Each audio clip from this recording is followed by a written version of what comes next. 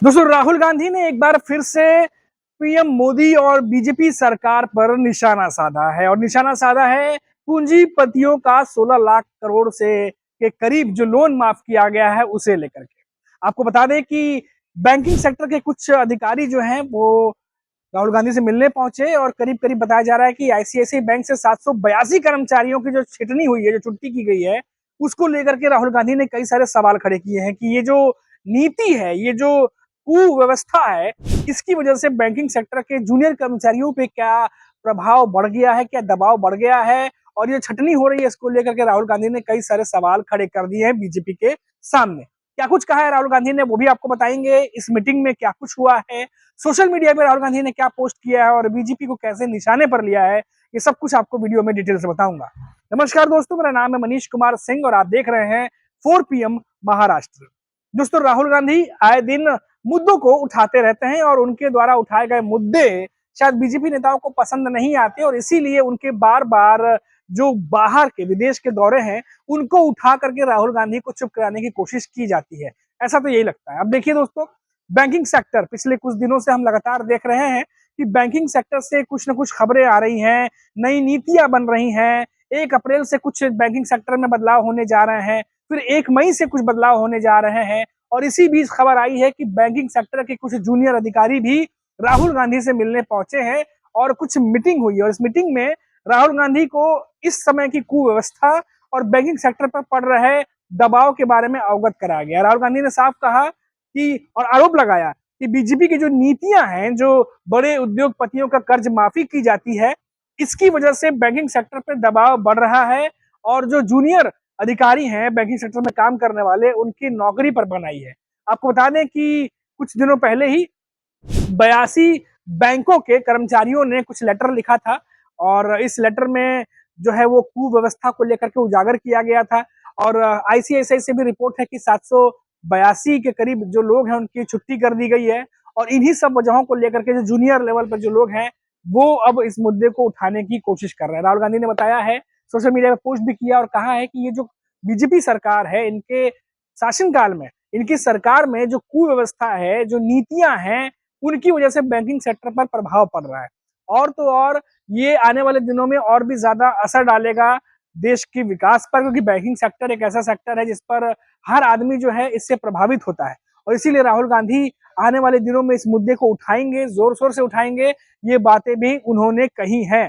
अब देखिए दोस्तों, ये बहुत ही संवेदनशील मुद्दा है क्योंकि पिछले कुछ दिनों से हमने भी आपको दिखाया कि कैसे 1 अप्रैल से कुछ जो लोन लेने वाले लोग हैं या फिर मिनिमम बैलेंस रखने वाले जो लोग हैं, उन पर भी जो है वो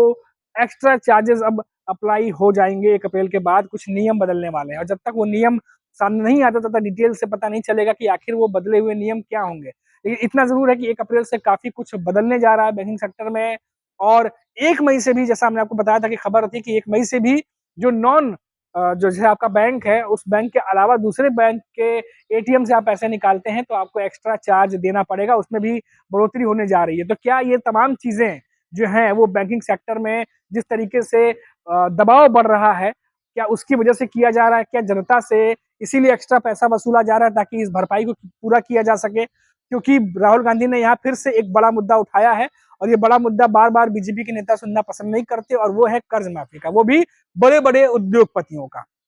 बड़े लेवल पर। अब राहुल गांधी ने साफ तौर पर निशाना साधा है कि इन बड़े उद्योगपतियों का जो कर्ज माफी की गई है, इसी वजह से ये जो दबाव पड़ रहा है बैंकिंग सेक्टर पर, ये उसी का नतीजा है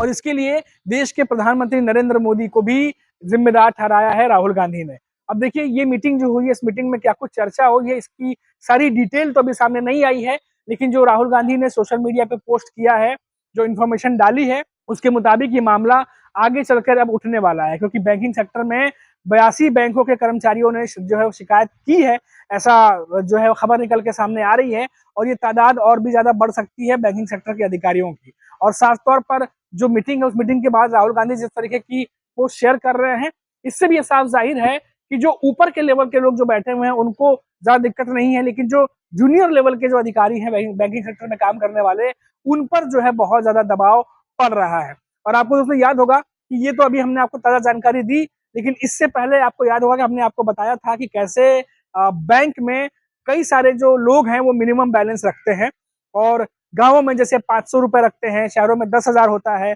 और ऐसे में अगर अब मिनिमम बैलेंस से पैसा कम जाता है तो जो पहले चार्ज बैंक वसूलती थी लोगों से, अब वो बढ़ने वाला है 1 अप्रैल से, ऐसी खबरें हैं। और आपको बता दें दोस्तों कि कई लोग ये सोचेंगे, हमने पहले भी कहा था कि चार्ज कितना बढ़ जाएगा, इससे कितना फर्क पड़ेगा। तो इस बात का अंदाजा आप इससे लगाइए कि साल 2019 से लेकर साल 2024 तक में 8,500 करोड़ रुपए मिनिमम बैलेंस होने की वजह से जो फाइन, जो चार्जेस वसूले गए हैं, वो 8,500 करोड़ रुपए वसूले गए हैं। और आपको बता दें कि तकरीबन जो बैंक है, चाहे वो पीएनबी हो, एसबीआई हो, एसबीआई ने तो बंद कर दिया, कई सारे और भी बैंक है, एवरेज अगर निकालें तो 600 से 700 करोड़ के आसपास जो है कुछ बैंक्स हैं जो जिन्होंने चार्ज वसूला है। तो ये एक बहुत बड़ा अमाउंट होता है दोस्तों, क्योंकि इंडिया एक बहुत बड़ा देश है, भारत एक बहुत बड़ा देश है, और ऐसे में जो फाइन है या जो चार्जेस अगर वो बढ़ते हैं तो बहुत ज्यादा बड़े लेवल पर कलेक्शन जो है वो किया जाता है। जैसे हमने आपको बताया कि 1 मई 2025 से जो आपका बैंक है, जो आपका एटीएम जिससे आप पैसा निकालते हैं, अगर उसकी जगह आप जो दूसरे बैंक है, अगर आसपास आपका बैंक नहीं है या आपके बैंक का एटीएम नहीं है, तो आप जाहिर तौर पर किसी और बैंक के एटीएम का इस्तेमाल करेंगे। तो किसी और बैंक का जब एटीएम का इस्तेमाल करेंगे तो उसमें भी शायद, जहां तक अभी जानकारी आ रही है, कि 2 या 3 ट्रांजेक्शन जो है फ्री है। अभी कितना होगा कितना नहीं वो बाद में मालूम चलेगा। उसके बाद अगर ट्रांजेक्शन करते हैं तो उसमें भी पहले जो 15-16 रुपए होता था, अब वो बढ़ करके 18-19 या और भी ज्यादा रुपए जो है वो हो सकते हैं। तो यानी वहां भी दाम अब बढ़ने जा रहे हैं, और ये तमाम जो चीजें हैं वो रिशेड्यूल की जा रही हैं। नए नियम, नई नीतियां जो है वो लोगों के लिए, जनता के लिए लगाई जा रही हैं, और ये कितना फायदेमंद होंगी इस पर तो हम कुछ कह नहीं सकते, लेकिन नुकसानदायक जरूर है। अब बैंकिंग सेक्टर में जो दबाव बढ़ा है आर्थिक रूप से, या जो दबाव पड़ रहा है, उस उनके हिसाब से जो नीतियां बनाई गई हैं, तैयार की गई हैं,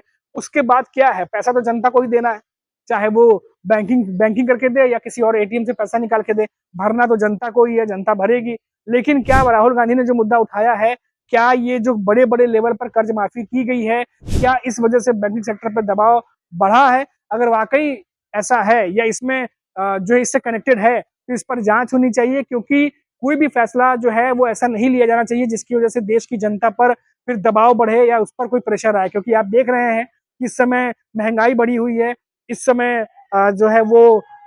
इनकम जो है वो कहीं ना कहीं कम हो गई है। और एक फिल्म मुझे याद आती है, गोविंदा की फिल्म थी जॉनी लीवर की,